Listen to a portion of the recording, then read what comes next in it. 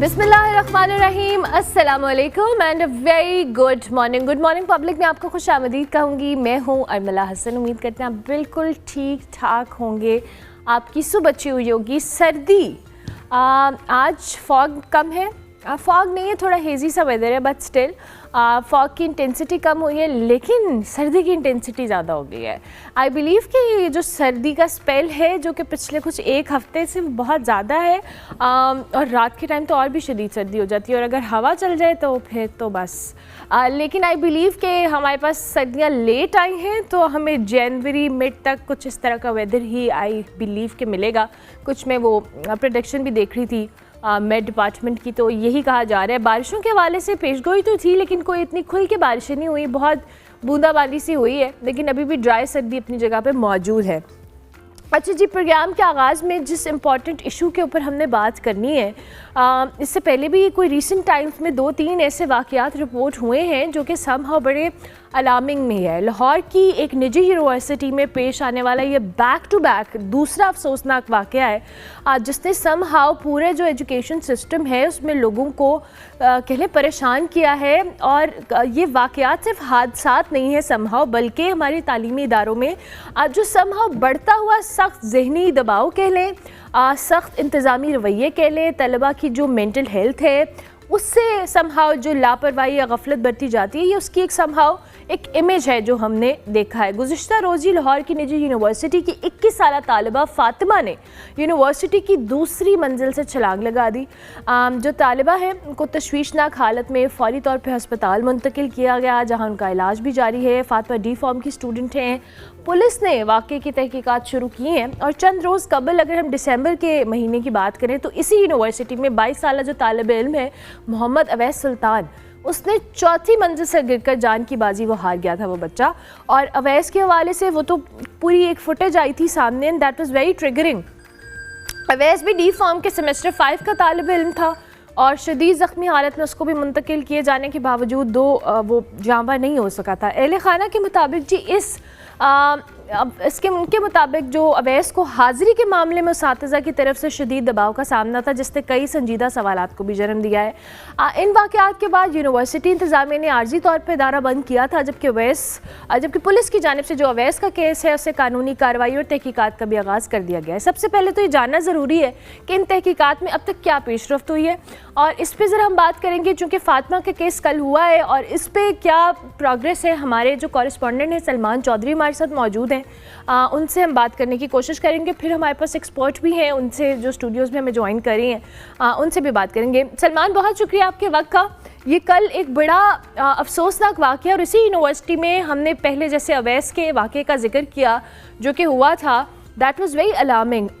उस केस के बाद ये दोबारा से केस होना, क्या इस हवाले से डिटेल्स हैं आपके पास? देखिए जी अरमला, ये लाहौर की एक निजी यूनिवर्सिटी है जो कि राइवन ड्रॉप पर वाक़या है।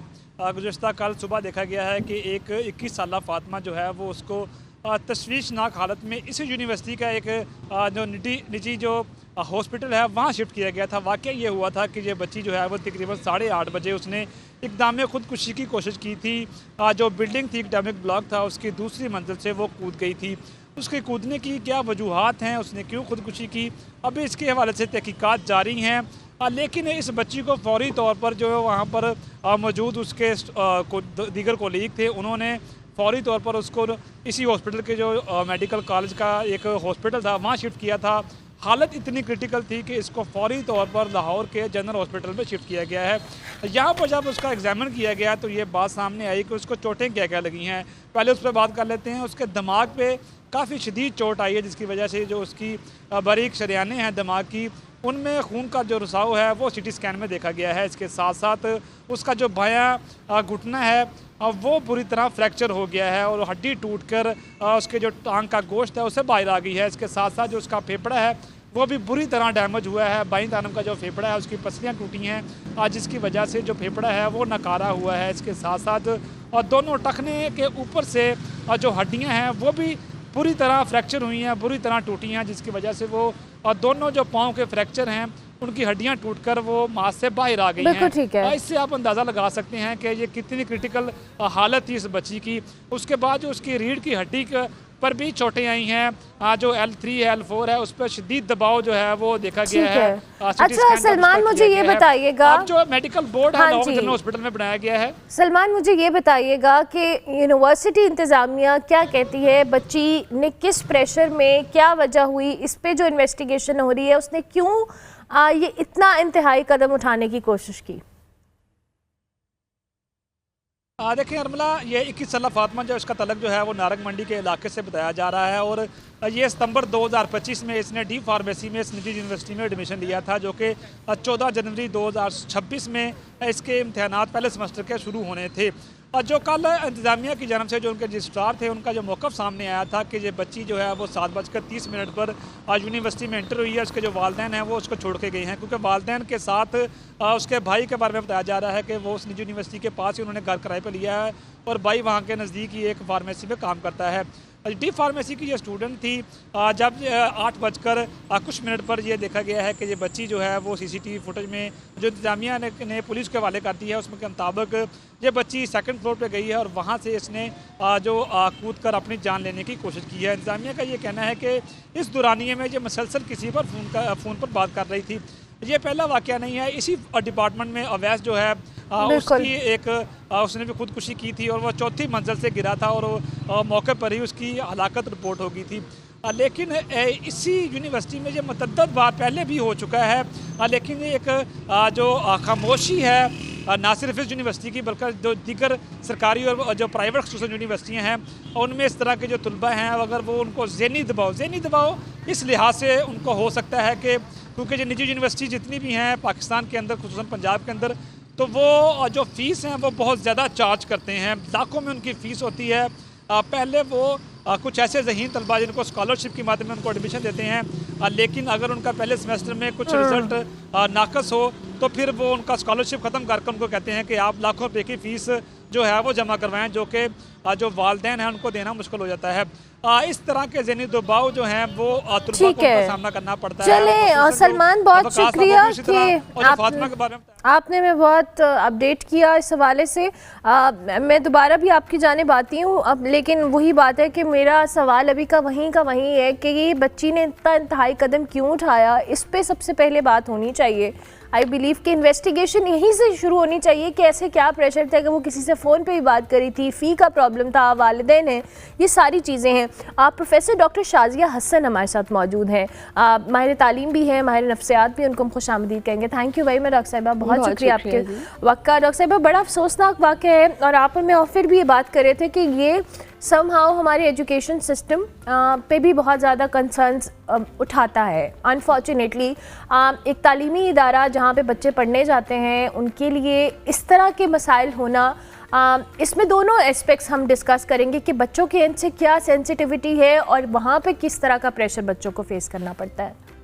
ओवरऑल बहुत ही ये कल हमें सुनने में आ रहा था और बहुत ही एक अफसोसनाक और बहुत तकलीफ़ दे लम्हा है हमारे लिए, एजुकेशन सेक्टर के लिए, असातिज़ा के लिए, इदारों के लिए, क्योंकि ये बच्चे अपने मुस्तकबिल के बहुत सारे ख्वाब लेके यहाँ आते हैं। बिल्कुल, ख़ास तौर पे हमारे रिमोट एरियाज़ जो हैं वहाँ से जब बच्चे आ रहे होते हैं, तो ओवरऑल कल ये जब चीज़ें समझने की कोशिश की जा रही थी, लोग डिस्कस भी कर रहे हैं, स्टूडेंट्स भी डिस्कस कर रहे हैं, सोसाइटी भी डिस्कस कर रही है, तो इसमें 2-3 तरह की चीज़ें जो हैं वो सामने आती हैं। इदारों की तरफ से भी जो चीज़ें हैं वो भी बड़ी इम्पॉर्टेंट हैं।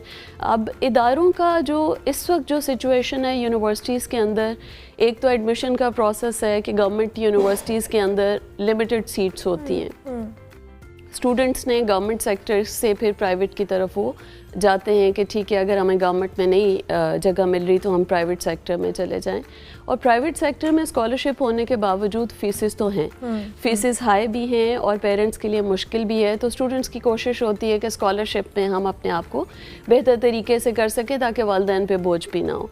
फाइनेंशियल कंडीशंस इस वक्त जो हमारे मुल्क की हैं, जब ये प्रेशर्स बच्चा आके यहाँ पे रहता भी है, उसको रेजिडेंशल एक्सपेंसेस भी देने पड़ते हैं और उसके साथ साथ यूनिवर्सिटी के भी जो अखराजात हैं वो भी देने पड़ रहे होते हैं।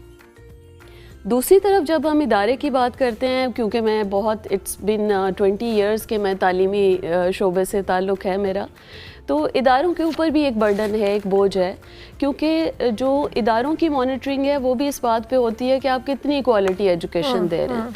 अब जब आप क्वालिटी एजुकेशन की बात करेंगे तो उसके लिए एक सर्टन स्टैंडर्ड तो रिक्वायर्ड है, उसमें आपकी अटेंडेंस भी रिक्वायर्ड होती है, उसमें आपके सर्टन ग्रेड्स भी रिक्वायर्ड होते हैं। और फिर तीसरी चीज़ जो सबसे अब चेंज आया है हमारे एजुकेशन सेक्टर में, प्रीवियसली आप सबको ही पता है कि एक एनुअल सिस्टम होता था। बिल्कुल। अब 1 साल के बाद स्टूडेंट ने तैयारी की है, उसने एग्ज़ाम्स दिए हैं और रिज़ल्ट आया। अब ये है कि 4 मंथ का आपका सेमेस्टर है। अब सेमेस्टर का प्रेशर ना सिर्फ तलबा पे बल्कि असातिज़ा पे भी उतना ही होता है, टीचिंग फैकल्टी भी उतनी प्रेशर में होती है। लेकिन स्टूडेंट्स के लिए 4 महीने के अंदर वो सिलेबस भी उसने कवर करना है, उसने अपने सेशनल के मार्क्स को भी मेंटेन करना है, उसने अपनी अटेंडेंस भी मार्क करनी है। और उसके साथ क्योंकि जब तक अटेंडेंस नहीं होगी तो जो हमें इदारों को मॉनिटर कर रहे हैं वो ये पूछते हैं कि अगर आपका स्टूडेंट क्लास में नहीं आ रहा और नहीं पढ़ रहा तो किस तरह से आप उसको डिग्री दे रहे हैं। तो 2 वे प्रेशर है, इदारों पे भी प्रेशर है, स्टूडेंट्स पे भी प्रेशर है।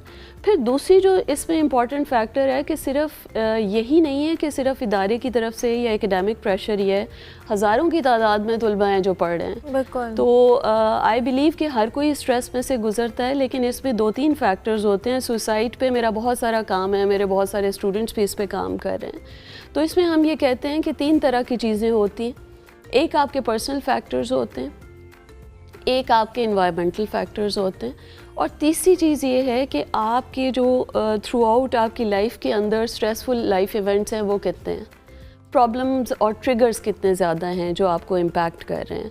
अगर किसी के फाइनेंशियल लॉसेस बहुत हाई हैं तो डेफिनेटली एक वो उसके ऊपर ये प्रेशर है कि अगर मैंने परफॉर्म नहीं किया तो definitely I have to look back कि मेरे पेरेंट्स या मेरी फैमिली कैसे मुझे सपोर्ट करेगी। दूसरी चीज़ आपके अपने पर्सनल जो मैं ये कहती हूँ कि इसमें सबसे ज़्यादा जो आपकी पेरेंटिंग है कि पेरेंट्स किस तरह सपोर्ट कर रहे होते हैं। Very important. आपके पास पैसा है या नहीं है, आपके पास हालात अच्छे हैं या बुरे हैं, वो जो हैंड होल्डिंग है पेरेंट्स की तरफ से और दूसरी तरफ टीचर्स की तरफ से भी मैं कहूँगी, फैकल्टी की तरफ से भी, दोनों साइड से। और तीसरा आपका पीयर ग्रुप है, आपके दोस्त अहबाब, आपके फ्रेंड्स जो हैं, फ्रेंड सर्कल आपका कितना है। सुसाइड कोई उसी वक्त करता है जब उसकी सोशल सपोर्ट वीक होना शुरू हो जाती है, जब वालिदैन उसको वो सपोर्ट नहीं दे पाते, जब उसके असातिज़ा उसको वो सपोर्ट नहीं दे पाते, और जब उसके अपने फ्रेंड सर्कल जो हर वक्त उनके साथ है वो उनको वो सपोर्ट नहीं दे पाते। क्योंकि अच्छे बुरे हालात सबके साथ चल रहे होते हैं, और हम सब ही पर्सनली भी हम जानते हैं कि हम भी प्रेशर्स को फेस करते हैं और उसमें से गुजरते हैं। लेकिन इसमें जो कोपिंग का मैकेनिज़्म है वो उसी वक्त आता है जब आपका सपोर्ट सिस्टम अच्छा है। उसके लिए इदारों में, अब मेरे लिए ये बड़ी हैरत की बात है कि हम ये सोचें कि सारा क्या कसूर इदारों का है। बिल्कुल। तो ऐसा भी नहीं है। अब बहुत सारी निजी यूनिवर्सिटीज़ हैं, प्राइवेट यूनिवर्सिटीज़ हैं या गवर्नमेंट यूनिवर्सिटीज़ हैं, तो हर जगह पे काउंसलिंग सेंटर्स जो हैं यूनिवर्सिटीज़ डेवलप कर रही हैं, और इवन हायर एजुकेशन कमीशन की भी ये रिक्वायरमेंट है कि आपके पास काउंसलिंग सेंटर्स हैं या नहीं है। तो जो आपके काउंसलिंग सेंटर्स हैं बेसिकली वहाँ तक पहुँचना स्टूडेंट का, और वहाँ से उसको वो सपोर्ट मिलना। और फिर उस सूरत में हम जब हमें ये लगता है, being a psychologist I know कि हमारे पास कोई भी स्टूडेंट ऐसा आएगा जिसको ये प्रॉब्लम है, तो हमारे लिए जब भी अलार्मिंग सिचुएशन है कि अगर वो स्टूडेंट अपने आप को या अपने इर्द गिर्द के किसी भी शख्स को नुकसान पहुंचा सकता है, तो उस वक्त हम कॉन्फिडेंशियलिटी भी ब्रीच करते हैं। उस वक्त हम उनके जो डिपार्टमेंट है, कंसर्न डिपार्टमेंट है, उसको भी इन्वॉल्व करते हैं, और हमारी कोशिश होती है कि हम उसकी फैमिली को थ्रू देयर कंसर्न डिपार्टमेंट उनको बुलाएं और उनसे बात करें कि इस बच्चे को ज़रूरत है किसी मेंटल हेल्थ प्रोफेशनल की या किसी ट्रीटमेंट की ज़रूरत। बिल्कुल ठीक है डॉक्टर साहब, अब माज़रत के साथ मैं आपको इंटरप्ट कर रही हूँ लेकिन अब मैं थोड़ा सा ये सवाल इस पर्सपेक्टिव में भी करना चाहूँगी। आपने बिल्कुल ठीक कहा कि हम सिर्फ सारा सिस्टम या इदारे को ब्लेम नहीं कर सकते, बहुत सारे फैक्टर्स इन्वॉल्व होते हैं और ये मेरे ख्याल से ये प्रोसेस होता है जो इस पॉइंट तक किसी को लेकर आता है। लेकिन मैं पहले को रेफरेंस इसलिए दूंगी कि पहले दौर के अंदर आई बिलीव कि जो असातिज़ा का कनेक्शन होता था स्टूडेंट्स के साथ, इवन मैंने अपने वालिद साहब से भी सुना, फिर मैं ख़ुद भी अपने बहन भाइयों से भी सुनती थी कि हमारी अगर कोई प्रॉब्लम भी होती थी तो हम अपने टीचर के पास पर्सनल इशू भी लेकर चले जाते थे, तो बड़ा अच्छा गाइड किया करते थे। अनफॉर्चुनेटली वो जो अब टीचर और स्टूडेंट का एक रिलेशन है ना, वो भी समहाउ इस सारे प्रेशर में, जिसमें टीचर पे भी प्रेशर है, बच्चे पे भी है, कॉम्प्रोमाइज़ हुआ है।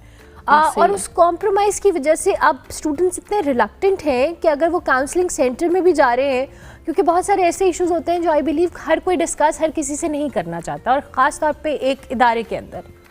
बिल्कुल आप ठीक कह रही हैं। जो टीचर और स्टूडेंट का ताल्लुक़ है, जैसे आपने भी इसको मेंशन किया है कि टीचर पे भी इतना प्रेशर है क्वालिटी का और परफॉर्मेंस का कि आपने इतने सर्टन आपकी क्लासेस भी होनी चाहिए, इतना टाइम आपने ये काम भी करना है, आपने रिसर्च भी प्रोड्यूस करनी है, आपने ट्रेनिंग्स भी करानी है, आप बताएं आपने पूरे सेमेस्टर में क्या किया है। तो उसके पास भी अदर दैन टीचिंग आपने इतना सारा काम दे दिया है कि वो सिर्फ स्टूडेंट के साथ इंगेज नहीं है, उसने एडमिनिस्ट्रेटिव रोल्स भी करने हैं जो कि पूरी यूनिवर्सिटी को चलाने में डिफरेंट चीज़ें चल रही होती हैं, उसके अंदर भी उसका रोल है।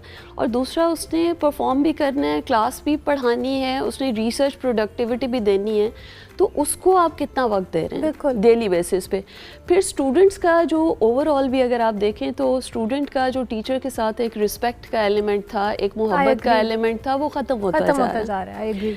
आप और उसकी वजह भी बड़ी यही है कि हमारे घरों में जो पेरेंटिंग है, क्या हम और आप अपने बच्चों को ये ट्रेनिंग दे रहे हैं कि आपका उस्ताद जो है वो बड़ा मोहतरम है, बड़ा काबिल एहतराम है। आपका अगर मैं आपका पेरेंट हूँ तो आपका रूहानी बाप जो कि पहले कहा जाता था आपका उस्ताद है। तो वो जो चीज़ें हैं वो ख़त्म होती जा रही हैं। स्कूल सिस्टम से ही लेके स्टूडेंट्स को अब ये सिखाया जाता है कि we are paying for your education and they are paid for their services, they are providing the services, और वो services paid हैं और उन services की वजह से उनको हम ये फ़ी देते हैं और आप उनसे पढ़ते हैं। तो वो जो एक ताल्लुक़ है जहाँ पे हम मेंटली कहते थे कि बच्चे को ग्रो करने में शायद वालिदैन से ज़्यादा असातिज़ा का हाथ होता था, क्योंकि वो पूरा दिन अपने असातिज़ा के साथ गुजारते हैं। तो मेरा ख़्याल है कि वो जो एक प्रेशर आपने माउंट कर दिया और वो जो एक ताल्लुक़ आपने कम कर दिया है, और शायद इसी वजह से काउंसलिंग सेंटर्स की भी ज़रूरत पड़ी जो कि पहले नहीं होते थे। और अभी भी डॉक्टर साहब आपको लगता है कि इतने काउंसलिंग सेंटर्स यूनिवर्सिटीज़ इस चीज़ को फोकस कर रही हैं? ज़्यादातर चंद का तो आई नो एंड आपने ख़ुद भी मेंशन किया है, लेकिन बहुत सारी यूनिवर्सिटी ऐसी है जहाँ अभी तक इस तरह की कोई चीज़ ऑपरेशन नहीं है। उसमें भी मेरा ख्याल है कि क्लास के अंदर और स्पेशली जितने भी हमारे सेक्टर्स हैं उसके एजुकेशन सेक्टर के अंदर, स्कूल्स के अंदर तो चले एक पेरेंट टीचर मीटिंग होती है जिसमें पेरेंट्स के साथ टीचर्स डायरेक्टली बात कर पाते हैं, लेकिन यूनिवर्सिटी एजुकेशन में ये एक लिमिटेशन है कि क्योंकि पेरेंट्स के साथ डायरेक्ट फैकल्टी का कोई ताल्लुक़ नहीं होता और ना ही पेरेंट्स जो हैं वो यूनिवर्सिटी आते हैं और ना ही स्टूडेंट पसंद करते हैं, क्योंकि वो अपने आप को एडल्ट समझने लग जाते हैं और उनको लगता है कि ये बहुत ही बुरी बात है अगर हमारे पेरेंट्स जो हैं वो यूनिवर्सिटी आ रहे हैं। तो उसमें इतना ज़्यादा, जैसे आपने कहा कि लिमिटेड ज़रूर है, लेकिन आई बिलीव के साइकोलॉजी डिपार्टमेंट्स बहुत सारे इदारों के अंदर मौजूद हैं और यूनिवर्सिटीज़ के अंदर ये जो डिपार्टमेंट है ये काफ़ी एक्टिव होता है। तो अगर हम इसको थोड़ा सा और फ़ाल करें, हम और फंक्शनल करें, तो व्हाट वी कैन डू कि हम इन बच्चों को जैसे इसके लिए हम प्रेफर करते हैं कि यूनिवर्सिटीज़ के अंदर आप mental health camps, open camps करें ताकि स्टूडेंट्स को ये अपॉर्चुनिटी मिले कि वो डायरेक्ट आएँ, आके वो बात करें वहाँ पे। वो एक हंसी खेल मजाक उनको लगता है कि अच्छा स्टॉल्स लगे हुए हैं, हमने आके अपनी असेसमेंट करा ली कि मुझे डिप्रेशन है या नहीं है, मेरा IQ क्या है, मेरी इमोशनल इंटेलिजेंस क्या है, मेरा स्ट्रेस लेवल क्या है। तो वो एक तरह से वो स्टिग्मा ब्रेक करने के लिए हेल्प करेगा यूनिवर्सिटीज़ को। और दूसरी चीज़, फिर वहाँ से अगर आपको ऐसे सीरियस केसेस मिलते हैं तो आप ज़रूर, तीसरी जो इम्पॉर्टेंट चीज़ है मेरा ख़्याल है अभी भी क्लासरूम के अंदर टीचर जो है वो चीज़ बड़ी जल्दी असेस कर पाता है कि अगर एक स्टूडेंट जो प्रीवियसली अच्छा परफॉर्म कर रहा था, अगर वो क्वाइट होता जा रहा है, वो विड्रॉ होता जा रहा है, वो पार्टिसिपेट कम कर रहा है, वो अपने काम टाइम पे नहीं कर रहा, तो ये सारी चीज़ें हमें बहुत आसानी से बता रही होती हैं कि कुछ चीज़ें उसके कुछ बर्डन्स उसको ड्रैग डाउन कर रहे हैं या ड्रेन कर रहे हैं, उसको ड्रेन कर रहे हैं, उसको उस तरह से एक्सेल नहीं करने दे रहे, उसको उस तरह परफॉर्म नहीं करने दे रहे। और एक जो अच्छी चीज़ होती है इसमें, मैं हमेशा कहती हूँ कि कोई भी सुसाइड करता है वो लास्ट कॉल ज़रूर देता है किसी ना किसी को। अब ये जिसको वो कॉल कर रहा है, वो पेरेंट है, वो बहन भाई है, वो उसके पीयर ग्रुप है, उसके फ्रेंड्स हैं, क्या वो उसकी उस कॉल को पिक कर पा रहे हैं या नहीं। ये बारहा अपनी गुफ्तगू में इस चीज़ का इजहार करते हैं कि मैं प्रेशर में हूँ, मैं परेशान हूँ, मैं तंग हूँ, मैं उदास हूँ, ये चीज़ हो नहीं पा रही। क्योंकि वो जो होपलेसनेस है वो सबसे बड़ी रीज़न होती है कि अब कुछ नहीं हो सकता। एक चीज़ जो सबसे बड़ी होती है कि कोई भी प्रॉब्लम हुआ है, वो एजुकेशन से रिलेटेड है, वो फाइनेंस से रिलेटेड है, इवन वो रिलेशनशिप से रिलेटेड है। बिकॉज आजकल यूनिवर्सिटीज़ में रिलेशनशिप इश्यूज हम बहुत ज़्यादा देखते हैं। तो तीनों एरियाज़ में अगर कोई भी प्रॉब्लम हो रहा है तो उसको, एक तो ये कि उसके एंड पे होपलेसनेस कितनी है, और दूसरा जो चीज़ होती है कि आप एक प्रॉब्लम को इतना मैग्नीफाई कर देते हैं कि आप उसको जनरलाइज कर देते हैं कि अगर ये प्रॉब्लम सॉल्व नहीं हुआ तो मेरी ज़िंदगी खत्म हो जाए। That's very unfortunate. Thank you very much professor साहिबा, बहुत शुक्रिया आपके वक्त का। प्रोफेसर डॉक्टर शाजिया हसन हमारे साथ मौजूद थी। जी, ये जो लाहौर यूनिवर्सिटी में वाक़या हुआ है, इस पर इन्वेस्टिगेशन जारी है आई बिलीव, और इसमें बहुत सारे फैक्टर्स डॉक्टर साहिबा ने भी जिक्र किया कि इनको हमें मज़ीद फ़ाल करने की ज़रूरत है। यूनिवर्सिटीज़ के अंदर काउंसलिंग सेंटर्स होने चाहिए जहाँ स्टूडेंट्स के और टीचर के दरमियान एक रिलेशन है। समहाउ वो इफेक्ट हुआ है over time, but I believe ये दोनों एंड से कुछ ना कुछ एफर्ट पुट करनी पड़ेगी। हम ब्रेक लेते हैं, ब्रेक के बाद वापस आते हैं।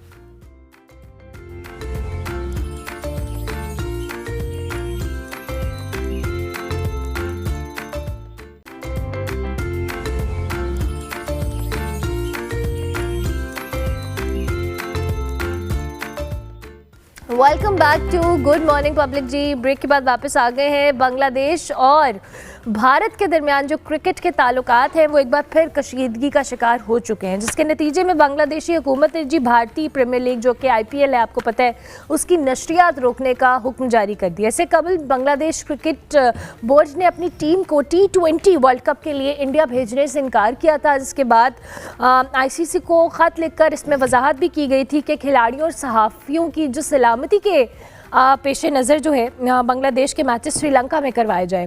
इस कशीदगी का आगाज़ जी मेरा गला इस कशीदगी का आगाज़ उस वक्त हुआ जब बांग्लादेश फास्ट बॉलर जो हैं उनको मुस्तफ़िज़ुर रहमान को IPL franchise Kolkata night Riders ने स्क्वाड से खारिज कर दिया था। इसके बाद इंडिया और बांग्लादेश के दरमियान जो ताल्लुकात थे मज़ीद कशीदा हो गए थे, और दोनों ममालिक के दरमियान जो क्रिकेट है इसके माहौल में गैर यकीनी की सूरत हाल भी पैदा हुई थी। इसके साथ साथ जी हम बात करेंगे पाकिस्तान की जो कौमी क्रिकेट टीम है उसके हवाले से, जो कि T20 सीरीज़ की तैयारियों के लिए कोलंबो पहुंच चुकी है, और बल्कि पहुंचना शुरू हो चुकी है, जहां पहला ग्रुप 4 खिलाड़ियों कोचिंग स्टाफ के हमरा श्रीलंका पहुंचा है, जबकि बाकी खिलाड़ी और स्पोर्ट्स जो स्टाफ है अब वो बाद में रवाना होगा। सीरीज़ का आगाज़ कल से होगा, इस पर बात करेंगे। सैयद मोहम्मद अवैस हमारे साथ मौजूद है। Thank you very much Awais, good morning, I hope you are doing well.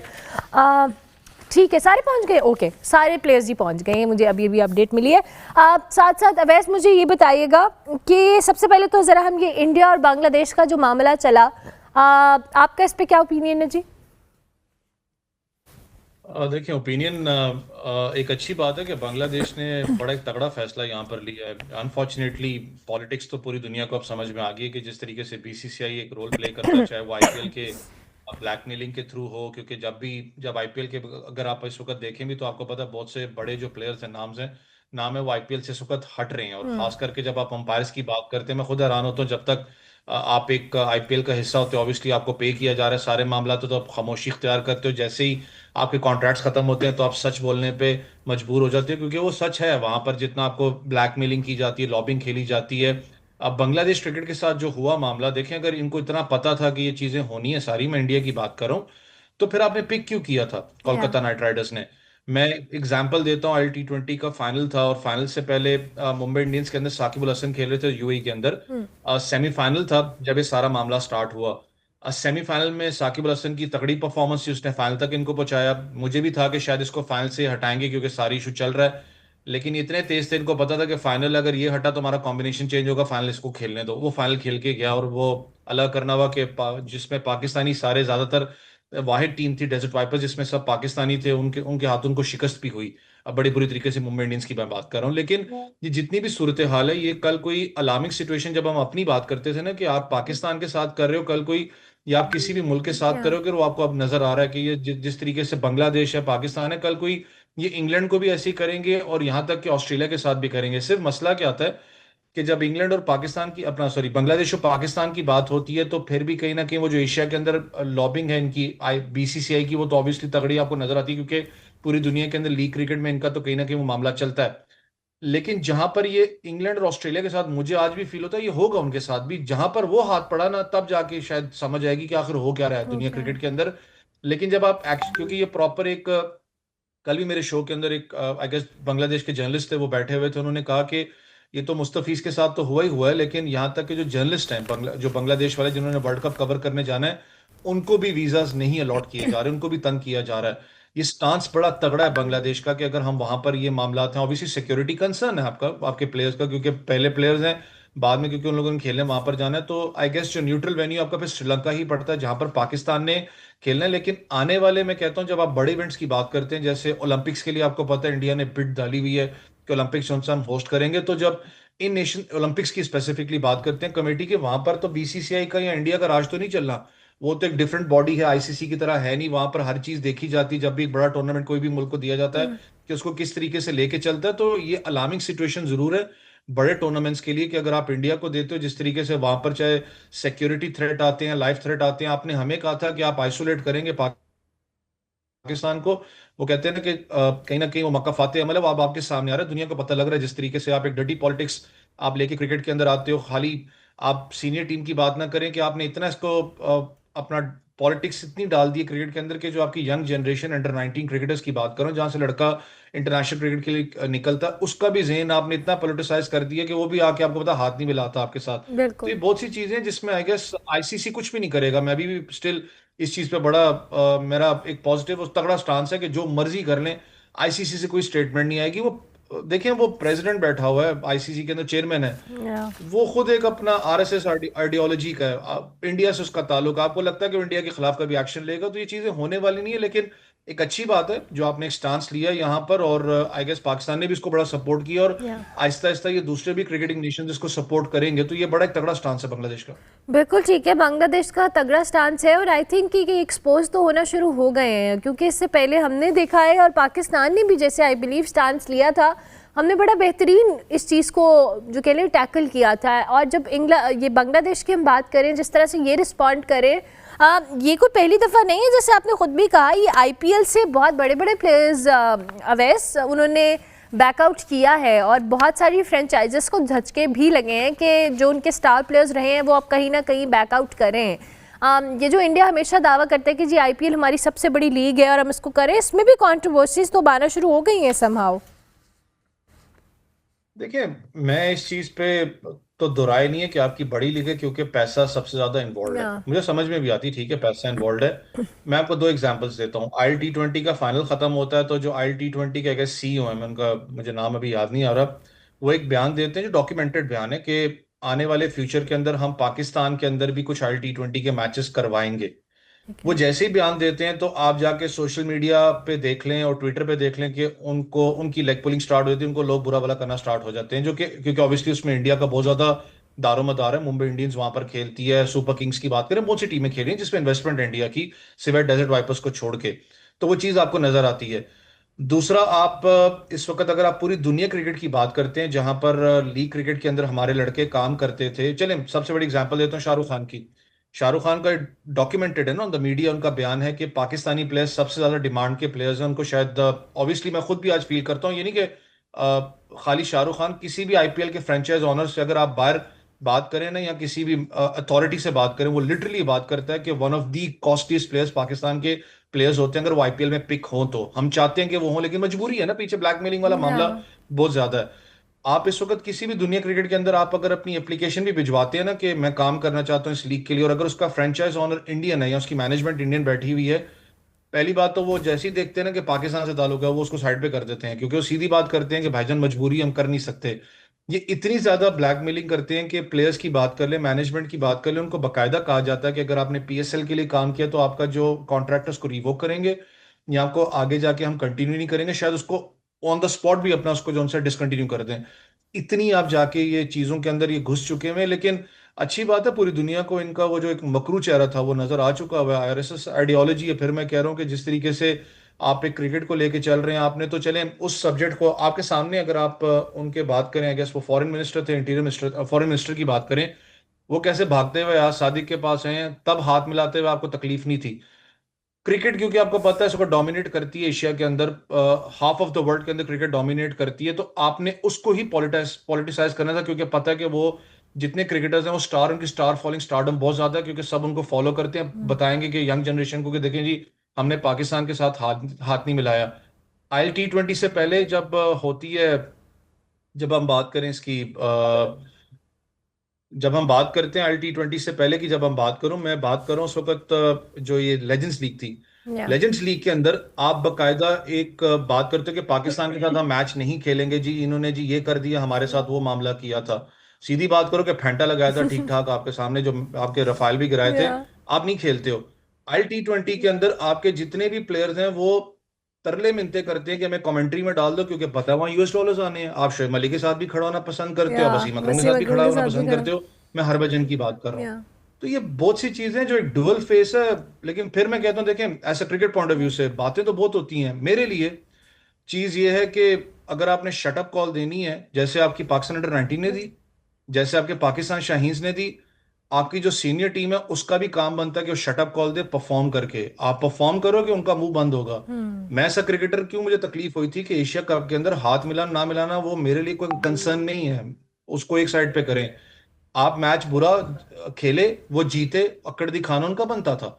आप जीतते, आप परफॉर्म करते, आपकी बॉडी लैंग्वेज होती, उनका खुद ही गरूर टूट जाना था। तो ये बड़ा इंपॉर्टेंट वर्ल्ड कप इसलिए भी है श्रीलंका वाला, क्योंकि जितने मामला अब हो चुके हैं पाकिस्तान इंडिया के अंदर, हाथ वाला नहीं है, या जंग की बात कर लें, या जो सूरत हाल अल्लाह नहीं करे कि जंग वाली फिर आपको पता कहीं ना कहीं बनती भी जाती है। लेकिन ये बड़ा इंपॉर्टेंट इसलिए वर्ल्ड कप होगा कि पाकिस्तान को श्रीलंका में खेलना है, आपके लिए इंपॉर्टेंट कंडीशंस, आपके लिए एक फायदा क्या है, क्योंकि आपने सारी एक ही कंडीशंस में खेलना है। बिल्कुल। आपको बेहतर पता है इन विकेट्स का, लेकिन आपने परफॉर्म करना है, आपने उनको बताना है कि यार हम वो टीम है जिसने आपको बड़ा जलील करके हराया हुआ है, हम कोई आसान टीम नहीं है। ठीक है, वर्ल्ड कप में हमारे कहीं ना कहीं परफॉर्मेंसेज आगे पीछे होती रही हैं बड़े टूर्नामेंट्स के अंदर, लेकिन अगर आप ट्रैक रिकॉर्ड पे जाओ तो हमने आपको बताया हुआ है कि हम कौन सी टीम है। बिल्कुल ठीक है। अच्छा, वैसे अब पाकिस्तानी टीम भी T20 सीरीज़ की तैयारी के लिए कोलंबो पहुंची है, कल से सीरीज़ का आगाज़ हो रहा है, इस पर भी ज़रा आप अपना कमेंट दीजिएगा। देखिए, अच्छी बात है पाकिस्तान टीम इस वक्त पहुंच चुकी है, लेकिन मैंने कहा ना कि हम लोग हार्ट अटैक देने में बड़े माहिर हैं। समझ अभी भी नहीं आ रही मुझे कि सिर्फ 30 दिन शायद रह चुके हैं, 28 से 30 दिन रह चुके हैं, अभी तक समझ में नहीं आ रही कि आपका विकेट कीपर बैट्समैन कौन होगा। उस्मान खान को आप कैरी करते हो इतने टाइम से, और फिर एकदम आप उस ख्वाजा नाफे को आप ले आते हो। ख्वाजा नाफे को आप लेके आते हो, अच्छा टैलेंट है, उसके कोई अगेंस्ट बात नहीं है, लेकिन एक अंडरस्टैंड करने वाली बात है कि उसने डोमेस्टिक बहुत कम खेली है। उसने हांगकांग सिक्सेस में परफॉर्म किया, पाकिस्तान शाहीन्स आई गेस वो खेला हुआ, उसकी परफॉर्मेंस नहीं थी। उसने T10 में परफॉर्म किया।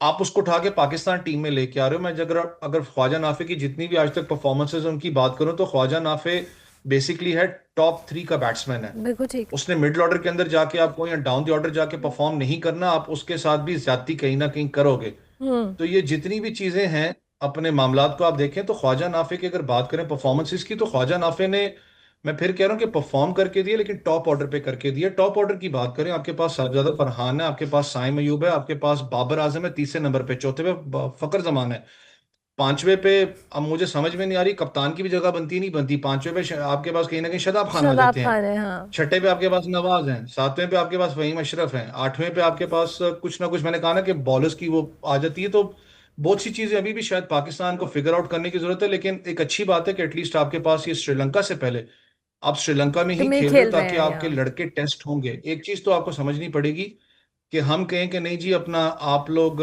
जाके वहां पर एक स्ट्राइक रेट वाली लत फिर लगाएं, हम लोग बैठ के, उस स्ट्राइक रेट वाला मामला होना नहीं है।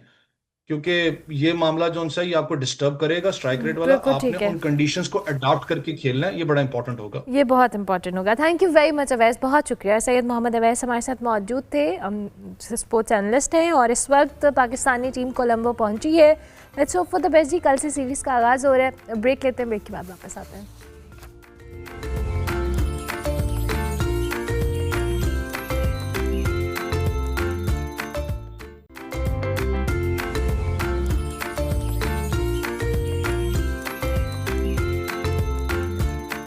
Welcome back to good morning public जी। वैसे तो पाकिस्तान में अमूमन फ़न और जो हमारा सरकारी निज़ाम है उसको दो अलग दुनियाएं समझा जाता है, एक जज्बात और इजहार की और दूसरी डिसिप्लिन और कहा जाए ना पावर की। मगर वक्त के साथ साथ ये तस्वुर बदल रहा है जहाँ पे यंग प्रोफेशनल्स अपनी ड्यूटीज़ के साथ अपने शौक़ को भी परसू कर रहे हैं। हम आपकी मुलाकात एक ऐसी शख्सियत से करवाने वाले हमारे साथ हैं अनायतुल्लाह, जो कि प्लेबैक सिंगर भी हैं, CSS के कामयाब उम्मीदवार भी हैं और खैबर पख्तूनख्वा हुकूमत के PMS ऑफिसर भी हैं, जो इस वक्त शांगला में असिस्टेंट कमिश्नर के तौर पर खिदमत सर अंजाम दे रहे हैं। सवात वैली से इनका ताल्लुक़ है।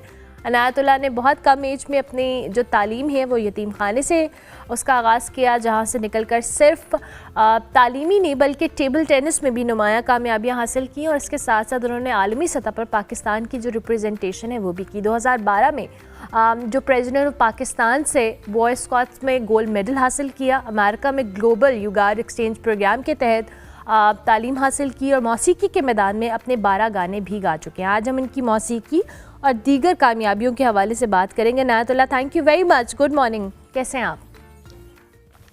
Most welcome ma'am, thank you so much for calling me to the show. आपका बहुत बहुत शुक्रिया। अनायत साहब, अब ये बड़ी एक डिफरेंट दुनियाएं हैं, जैसे मैंने प्रोग्राम के आगाज़ में कहा। नॉर्मली लोग कहते हैं कि अब आपने अपनी ड्यूटी या प्रोफेशनल करियर को परसू कर लिया तो कहीं ना कहीं आपका पैशन पीछे रह जाता है। आप तो ये जो दोनों आपने अपने कामों को साथ साथ बैलेंस रख के रखा किया, कैसे किया ये? बस मैम, एक तो शौक़ होता है और दूसरी बात यह कि कमिटमेंट। इसके अलावा मुझे मेरा ज़्यादातर दौरानिया जो गुज़रा है वो हॉस्टल में गुज़रा है, तो और कोई एक्टिविटीज़ वगैरह मतलब अपने आप को इंडल्ज रखने के लिए बहुत सारे एक्टिविटीज़ करने पड़ते, तो so music was one of them. और इसके साथ साथ वक्त के साथ साथ मुख्तलिफ प्लेटफॉर्म्स मिले तो उनको यूटिलाइज़ किया, फिर मज़ा आने लगा, तो उस करीब उन दोनों को मतलब कंटिन्यू रखना पड़ा। ज़बरदस्त। तो अब मुझे ये बताएं अनायतुल्लाह साहब, ये जो आपकी असिस्टेंट कमिश्नर वाली ड्यूटी है बड़ी टफ़ और बड़ी रिस्पॉन्सिबिलिटी वाली होती है। इसके साथ आपने अब अपना जो 12 गाने जिनका हमने जिक्र भी किया और उसके अलावा वैसे भी आई बिलीव कि आप प्रैक्टिस और सारी चीज़ें करते होंगे, टाइम मैनेजमेंट कैसे होती है और रिस्पांस कैसा आता है कि जब लोगों को, इलाके के लोगों को पता चलता होगा कि हमारा असिस्टेंट कमिश्नर एक सिंगर भी है, तो आते हैं वो थोड़ा आपसे बातचीत करते हैं इस हवाले से? बिल्कुल आते हैं और बहुत एहतराम के साथ मिलते हैं, बहुत प्यार करते हैं, क्योंकि हमारे बीच ये बड़ा यूनिक सा कम्बिनेशन है। तो बहुत कम ऐसा हुआ है कि एक आर्टिस्ट जो है वो सिविल सर्विसेज में आ जाता है, तो लोग जब मिलते हैं तो उनकी अकीदत जो है वो दुगनी होती है। दूसरी बात यह कि मेरी जो इंटरेक्शन होती है वो लोगों के साथ बहुत काइंड वे में होती है, तो उसको लेके भी लोग काफ़ी ज़्यादा वो मतलब दिलचस्पी लेते हैं। बाकी जो प्रैक्टिस है तो असल में मैं 2003 से, जब मैं चाइल्ड स्कूल में था ग्रेड 5th में, मैंने वहाँ से म्यूज़िक शुरू किया, लाइव गाते थे मुख्तलिफ महफिलों में, तो वो प्रैक्टिस अराउंड द ईयर्स जो है वो मेरी रही है। तो अभी इतना टाइम नहीं लगता मुझे, ज़्यादा से ज़्यादा वीकेंड पर थोड़ा सा टाइम देना पड़ता है। जैमिंग्स करते हैं मुख्तलिफ म्यूजिशियंस के साथ, मैं कर लेता हूँ, बुला लेता हूँ उनको अपने स्पेस में, और फिर उनके साथ जो इंटरेक्शन होती है तो नए नए आइडियाज़ आते हैं। रिकॉर्डिंग में मुझे इतना ज़्यादा टाइम नहीं लगता, तकरीबन 2-3 घंटे लगते हैं, तो बस चल रहा है दोनों तरफ। बेहतरीन चल रहा है सर। ये तो हमारे लिए भी बड़ी एक्साइटिंग बात है कि ज़ाहिर है, जैसे आपने ख़ुद कहा कि बहुत कम ऐसे होते हैं जो आज से रिलेटेड लोग इस तरह से इस फील्ड में भी आते हैं। अनायतुल्लाह साहब, हमें ज़रा अपने असिस्टेंट कमिश्नर बनने की कहानी भी बताएं ना। ज़ाहिर है ये एक बड़ी मुश्किल पढ़ाई के बाद गुजर के आप यहाँ तक आते हैं और उसमें बड़े चैलेंजेस भी आई बिलीव आपने फेस किए होंगे, वो कैसा जर्नी था आपका? मैम वो सबसे टफेस्ट जर्नी मैं कह सकता हूँ, क्योंकि ये एक, मैं इसको कहता हूँ कि ये एक जुआ है जो बंदा अपनी एज पे खेलता है। तो शुरुआत मैंने की थी 2016 में, जब मेरी ग्रेजुएशन कंप्लीट हो गई तो मैंने तब से तैयारी शुरू की थी। और असल में तैयारी तो मेरी चल रही थी 2014 से, लेकिन 2016-17 में मैं अपीयर हुआ, मैंने अप्लाई किया। फिर 2020 में पहला पीएमएस जो है वो भी क्वालिफाई किया, उसमें एलोकेशन नहीं हुई। और फिर जो है वो सीएसएस भी क्वालिफाई किया, उसमें भी एलोकेशन नहीं हुई। तहसीलदार का एग्ज़ाम था, लेक्चरशिप के बहुत सारे एग्ज़ाम्स क्वालिफाई करता रहा, लेकिन एलोकेशंस जो है वो नहीं हो रही थी। उसके बाद 2021 का CSS was a total disaster, उसमें मतलब बहुत ज़्यादा मार खानी पड़ी। फिर 2022 का ये पीएमएस था, इसमें जब मैं अपीयर हुआ तो उसमें थोड़ी सी जो है वो कमिटमेंट थी। लेकिन लोगों का अमूमन ये होता है कि जब आप इतने बड़े पोस्ट पे हाथ डालते हैं तो एक बहुत बड़ी एक्सपेक्टेशंस की जो है वेव जो है वो डेवलप हो जाती है। तो लोग फिर पूछना शुरू कर देते हैं कि हाँ कमिश्नर साहब सुनाए ना, किधर कहाँ से, मतलब तैयारी कैसे चल रही है। उसमें जब रिजल्ट आ जाता है तो फिर मज़ा तब आता है जब बंदा एलोकेट ना हुआ हो। तो काफ़ी प्रेशर होता है, फैमिली प्रेशर होता है, फाइनेंशियल प्रेशर होता है, साइकोलॉजिकल होता है, बहुत सारे। तो उनसे लड़ते लड़ते मतलब मुझे लगे हैं 7 साल यहाँ तक पहुँचने में। तो मैं अपने आप को लकी समझता हूँ कि मुझे बड़ा कम अरसा लगा है। नहीं, आप लकी तो होंगे ही, लेकिन आपकी ज़ाहिर मेहनत भी होगी। और जिस तरह आपके चैलेंजेस हैं, आई बिलीव हर जो ऑफिसर होता है जिस तरह से वो जिस प्रोसेस से गुजर के आता है, आई बिलीव वो जहाँ तक भी पहुँचे ये बहुत बड़ी बात होती है। आपको प्रेसिडेंट ऑफ पाकिस्तान की तरफ से भी एक गोल्ड मेडल मिला, फिर अमेरिकन एक्सचेंज प्रोग्राम के तहत भी आप गए। ये कैसी आपकी कितना अच्छा एक्सपीरियंस रहा आपका इन दोनों चीज़ों का? मैम वो तो मैं ये कह सकता हूँ कि लाइफ चेंजिंग एक्सपीरियंस था अमेरिका वाला। वहाँ पर मैंने जाके बायोलॉजी और म्यूज़िक दोनों को पढ़ा। वहाँ के कल्चर से वहाँ से सीखने के बाद मैं जब पाकिस्तान वापस आया तो सीधा मैंने अपना बैंड बना लिया। और उस बैंड को बनाने के बाद जो है वो हमारी एक म्यूज़िकल जर्नी शुरू हो गई और वो काफ़ी मतलब सक्सेसफुल रहा। वो भी इन द मीन वाइल मैं एग्ज़ाम की तैयारियां भी कर रहा था। So academically I was a good student. तो वो सारी चीज़ें साथ साथ चल रही थी। जो प्रेसिडेंट ऑफ पाकिस्तान से गोल्ड मेडल की वाली की बात है तो वो असल में बॉय स्काउटिंग में बेस्ट ऑफ द बेस्ट हर एक प्रोविंस से आ जाते हैं और फिर उनका कंपटीशन होता है इस्लामाबाद में। तो इस्लामाबाद में आके फिर वो मतलब रिकग्नाइज कर लेते हैं। तो मुझे पहला पोजीशन मिला था केपी में और मेरा उस वक्त था सेकंड पोजीशन ओवरऑल पाकिस्तान में। अब स्काउटिंग की जो मूवमेंट है वो पूरा एक एकेडमिक और को करिकुलर एक्टिविटीज़ का पूरा सिलेबस होता है, तो उसमें सारा एग्जाम वगैरह वो पास करने होते हैं। ज़बरदस्त ज़बरदस्त। तो मुझे अब ये बताएं कि ज़ाहिर मौसीकी साथ साथ आपकी चल रही है, कौन से सिंगर्स को आप सुनना पसंद करते हैं, किससे इंस्पिरेशन लेते हैं, कैसा म्यूज़िक आप ख़ुद भी गाते हैं? मैडम मैं नॉर्मली तो कोई भी म्यूज़िक सुन लेता हूँ क्योंकि वो इंस्पिरेशन जो है वो कहीं से भी दी जा सकती हैं। वेस्टर्न जो म्यूजिशियंस हैं उसमें ज़्यादातर जो है वो मैं सागास वगैरह सुनता हूँ जो ब्रिटिश क्लासिकल म्यूज़िक है। और बाकी जो है वो इंडियन क्लासिकल या पाकिस्तानी क्लासिकल में मैं मेहदी हसन साहब को बड़ा सुनता हूँ। बंदिशें सुनने में बड़ा अच्छा लगता है। कोक स्टूडियो जो है वो सबसे मेरा फेवरेट सीज़न होता है वो हर साल का, तो उसमें नए नए एक्सपीरियंसेस सुनने को मिलते हैं। बाकी इसके अलावा बहुत सारे सिंगर्स मैं सुनता सबको हूँ और मुझे म्यूज़िक सुनने में भी बहुत अच्छा लगता है। यानी कि अगर मैं परफॉर्म नहीं कर रहा, मैं किसी को लाइव भी सुन रहा हूँ तो मैं बड़े मतलब शौक के साथ सुनता हूँ, ना कि क्रिटिसिज्म की नीयत से। तो मैं सबको सुन लेता हूँ। इंस्पिरेशंस जो है वो मेरे बारे में ये बात सोशल मीडिया पे कही जाती है कि इसका जो स्टाइल है, स्टाइल ऑफ सिंगिंग, वो डिफरेंट है और वो है भी डिफरेंट क्योंकि मैं पश्तो के वो ट्रेडिशनल स्टाइल को ज़्यादा नहीं फॉलो करता। मैंने थोड़ा सा उसको मतलब फ्यूजन सा बना दिया है। तो it's working right now and it's going good. Absolutely. चलें, ज़बरदस्त। कमिश्नर साहब, हम आपसे रिक्वेस्ट कर सकते हैं कि हमने ब्रेक पर जाते जाते अगर आप कोई 2 लाइनें गुनगुना दें हमारे देखने वालों के लिए। बिल्कुल श्योर, इंशाल्लाह। वो असल में एट द मोमेंट मेरे जहन में एक ही कलाम है। ज़रूर, कि ज़रूर। एक तो मुझे नज़ला भी है, मैडम नूरजहां साहिबा का कलाम है। बिल्कुल। नियते शौक भर न जाए कहीं, नियते शोक भर न जाए कहीं, तू भी दिल से उतर न जाए कहीं, नियते शोक भर न जाए कहीं। वाह, ना मिला कर उदास लोगों से, ना मिला कर उदास लोगों से, हुस्न तेरा बिखर न जाए कहीं, तू भी दिल से उतर न जाए कहीं, नियते शोक भर न जाए कहीं। क्या बात है सर, बहुत ज़बरदस्त, माशाल्लाह, बहुत खूबसूरत आवाज़ और बहुत शुक्रिया। माशाल्लाह मल्टी टैलेंटेड इंसान है। Thank you very much Inayatullah साहब, बहुत अच्छा लगा आपसे बात करके। आप इसी तरह से अपने फ़राइज़ सर अंजाम देते रहें और साथ साथ मौसीकी को परसू करते रहें। असिस्टेंट कमिश्नर इनायतुल्लाह हमारे साथ मौजूद थे, इनसे हमने बात की। ब्रेक लेते हैं, ब्रेक के बाद वापस आते हैं।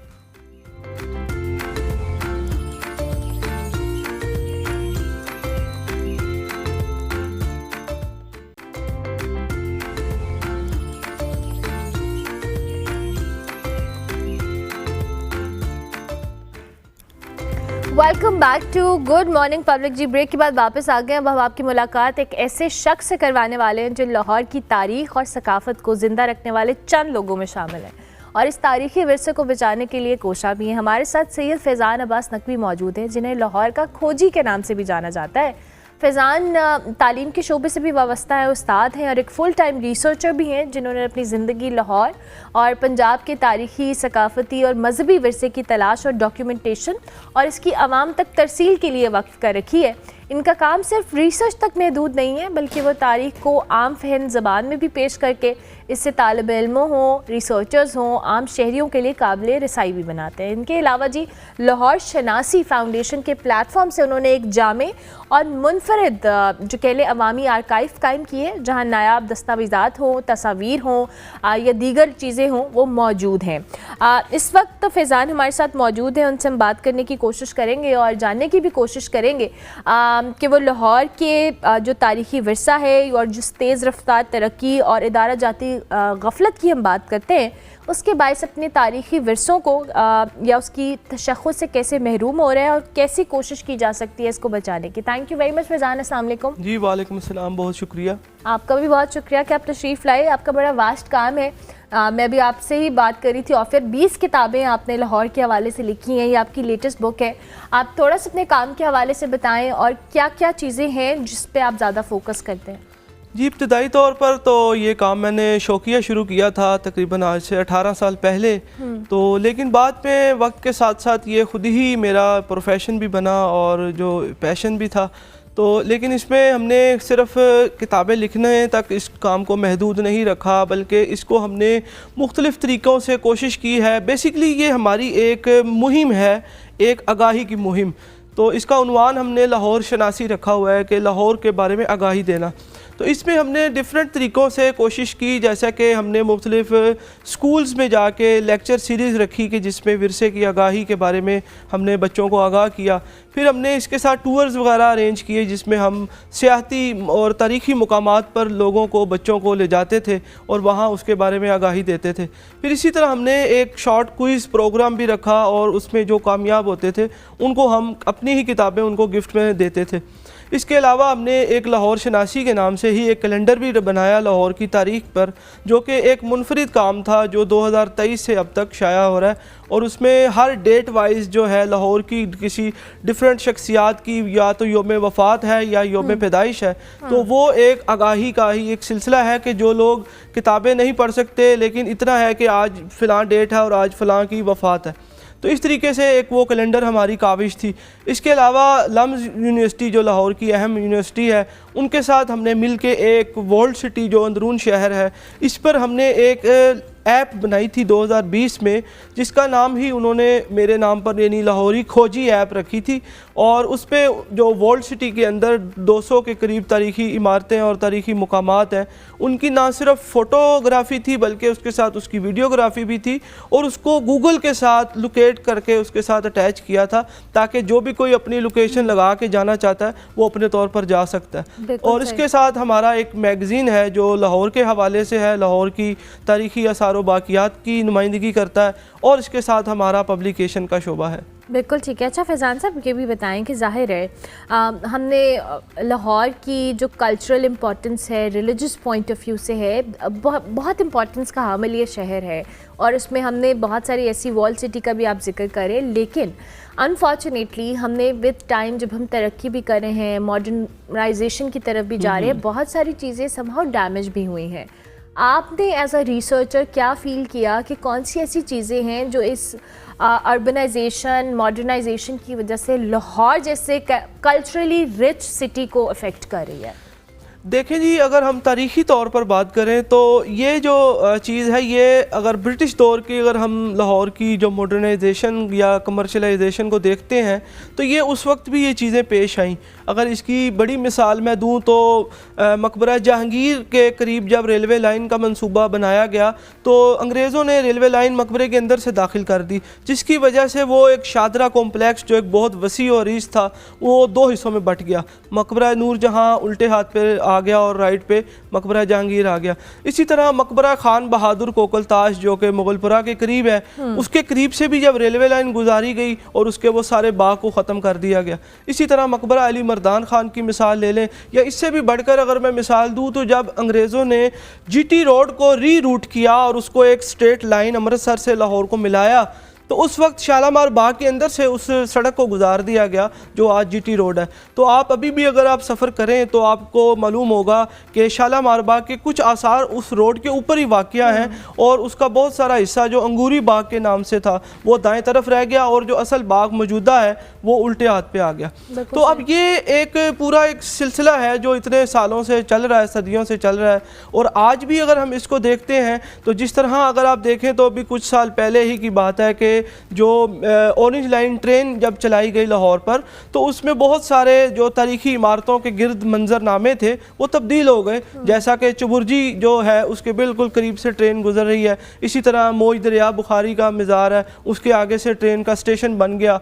तो इस तरह से ये एक चीज़ें लाजिम व मलजूम है जो कि एक मॉडर्न जो हमारी सोसाइटी है उसकी ज़रूरत तो है, लेकिन उसके साथ साथ हमें यह भी देखना है कि क्या हम अपनी उस ज़रूरियात के तहत क्या हम अपने तारीख़ी आसार को भी मिटा दें, जबकि ऐसा नहीं होना चाहिए। उसके लिए जो आर्कियोलॉजी का एंटीक्विटी एक्ट है उसमें आप 200 फीट के अंदर कोई भी तामीर नहीं कर सकते। तो अगर आप चुबुर्जी को ही देख लें तो वो उस कानून पे भी वो पूरी नहीं उतरता कि उस 200 फुट के अंदर ही ट्रेन के जो ट्रैक बिछाए गए। तो ये एक अलमिया है इस हवाले से, जो हमारे पॉलिसी साज हैं, मनसूबा साज हैं, उनको इस चीज़ का ख्याल रखना चाहिए कि तारीख़ी आसार जो किसी भी मुआशरे की एक पहचान होते हैं, किसी भी जोग्राफिया की पहचान होते हैं, और उसका ताल्लुक़ इंसान की वैल्यूज़ के साथ होता है, इंसान की तारीख़ के साथ होता है, उसको महफूज कर लेना चाहिए। बिल्कुल ठीक है। तो फैज़ान साहब मुझे ये बताएं, क्या लाहौर में रहने वाले या पाकिस्तान में रहने वाले या लोग उनको लाहौर की कल्चरल या इस सारे इस पे हेरिटेज के पर्सपेक्टिव से इतनी अवेयरनेस है? मजमूई तौर पे अगर देखा जाए तो लाहौर के अंदर ही की जो आबादी हमारे इस वक्त है 2 करोड़ से ज़ायद है, तो मैं तो ये समझता हूँ कि वो 2 करोड़ तो लाहौरिये है नहीं। बाकी जो रह गए लाहौरिये तो उनमें भी एक वक्त के साथ साथ जो हमारे इस वक्त जो मुल्की हालात हैं, कुछ सियासी हालात हैं, उसके तहत आप देखें तो लोगों की जो तरजीह है वो तारीख़ नहीं है, लोगों की तरजीह विरसा नहीं है। लोगों को रोटी कपड़ा और मकान से मतलब है, और उसकी जो बुनियादी वजह है वो यही है कि हर कोई अपने रोज़गार, अपने काम और अपने कारोबार की तरफ तवज्जो रखता है। लेकिन हम जैसा एक महदूद तबका जो है वो हर दौर में रहा है, जो अपने इन आसार और इन तारीख़ की तरफ जो है लोगों को मतवज्जे करता रहा है। लेकिन पिछले चंद सालों से, जब से ये लॉकडाउन और कोरोना की सिचुएशन रही है, उसके बाद से हालात कदरे बेहतर हुए कि सोशल मीडिया के इस्तेमाल ने जो यूथ थी जो फारिग बैठी थी घरों में, वो कैमरे और मोबाइल उठा के फील्ड में आ गई। और उसका नतीजा ये हुआ कि जो कोने खुदरों में, गली मोहल्लों में, इधर उधर जो छुपी हुई ऐसी तारीख़ी आसार की जगह थी, इमारतें थीं, वो यूट्यूब के ज़रिए से, वीलॉग्स के ज़रिए से और सोशल मीडिया के थ्रू वो चीज़ें बहुत ज़्यादा हाईलाइट हुई। और अब प्रॉब्लम ये हुई कि डिपार्टमेंट्स को उन इमारतों या उन जगहों के बारे में सोचना पड़ रहा है। तो इस तरह से ये एक आगाही जो है पिछले 5 साल में बहुत तेज़ी से आई। और अगर आप देखें तो इस पर बेशुमार हर इतवार को जो है वो मुख्तलिफ ग्रुप्स हैं जो टूर्स करते हैं, तारीख़ी इमारात को देखने जाते हैं, बाइकर्स हैं, उनकी एक अपनी कम्युनिटी है, वो बाइकिंग के थ्रू इन साइट्स के ऊपर विज़िट करते हैं। तो जितनी ये साइट्स विज़िट होती हैं उतना ही एक प्रेशर बनता है डिपार्टमेंट्स पर भी, और उसके अलावा जो मुकामी लोग वहाँ रह रहे हैं उस चीज़ को वो एक्नॉलेज करने लगते हैं कि ये वाक़तन कोई तारीख़ी इमारत है जिस पर इतने लोग देखने के लिए आते हैं। और यही हमारा भी एजेंडा है कि हम ऐसी साइट्स को पहले तलाश करें, उसकी मुकम्मल डॉक्यूमेंटेशन, हिस्ट्री तलाश करके और फिर उसको वहाँ लोगों तो एक्सेस करवाएं कि आप ये तारीख़ी मुकाम लाजमन देखें। और फिर जितनी वो चीज़ ज़्यादा देखी जाएगी उतनी ही वो चीज़ ज़्यादा जल्दी बच जाएगी। इस बुक के हवाले से बताएं प्लीज़ हमें अपनी। जी, ये मेरी किताब लाहौर की खोज, बेसिकली ये बाईलैंग्वेज बुक है, उर्दू और इंग्लिश दोनों ज़ुबानों में है। और इसको मुकम्मल करने में मुझे काफ़ी टाइम लगा, तकरीबन 15 साल। ओके। तो इसमें बुनियादी तौर पर जो हमारा एक फेमस जो बिल्डिंग्स हैं लाहौर की वो इसमें शामिल नहीं है। इसमें जो 100 तारीख़ी मुकामात वो शामिल हैं जो इग्नोर हो रहे हैं या इतने इसमें लोगों को इतना मालूम नहीं है जिसके बारे में। तो मैंने इसमें 100 ऐसी साइट्स का इंतखाब किया है। वरना अगर आप नॉर्मली अगर किसी से बात करें तो उनका लाहौर शाही किला, बादशाही मस्जिद, मकबरा जहांगीर या शालामार बाग से शुरू होकर वहीं ख़त्म हो जाता है। लेकिन इस बुक का जो लाहौर है वो उसके बाद से शुरू होता है। तो उसमें ऐसी इमारतें हैं जैसा उसमें तारीख़ी मसाजिद हैं, तारीख़ी ऐसे गुरुद्वारे हैं, फिर उसके अलावा समाधियाँ हैं लाहौर के अंदर जो वाक़या, हवेलियाँ हैं उनकी बात है, मज़ारात की बात है, पुराने कुछ मकबरों की बात है। इसके अलावा पुराने जो आसार जैसे कि कोस मीनार एक यादगार हुआ करती थी, इसी तरह और ऐसी तारीख़ी इमारतें हैं जिनका कहीं डॉक्यूमेंटेशन में कहीं जिक्र नहीं मिलता। तो मैंने असल में बेसिकली ये उन चीज़ों को डॉक्यूमेंट किया है ताकि फ़िज़िकल तो शायद वो कुछ अरसे बाद महफूज ना रह सकें, लेकिन कम अज़ कम इस किताब में ज़रूर महफूज रहेंगी।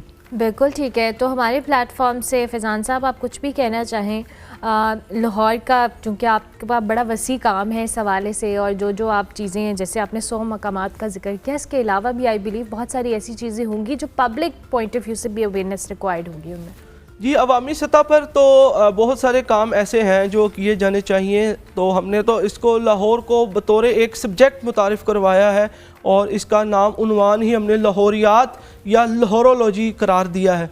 तो इसमें हमारी तो ख्वाहिश है कि किसी तरीके से इसको एक बतौर निसाब शामिल किया जा सके कि वो एक सब्जेक्ट के तौर पर शहर को पढ़ाएं कि शहर बनता कैसे है और ताराज कैसे होता है, वो कौन से अवामिल हैं जो शहर को बनाते हैं और वो कौन से लोग हैं जो शहर की तबाही और बर्बादी में अपना किरदार अदा करते हैं।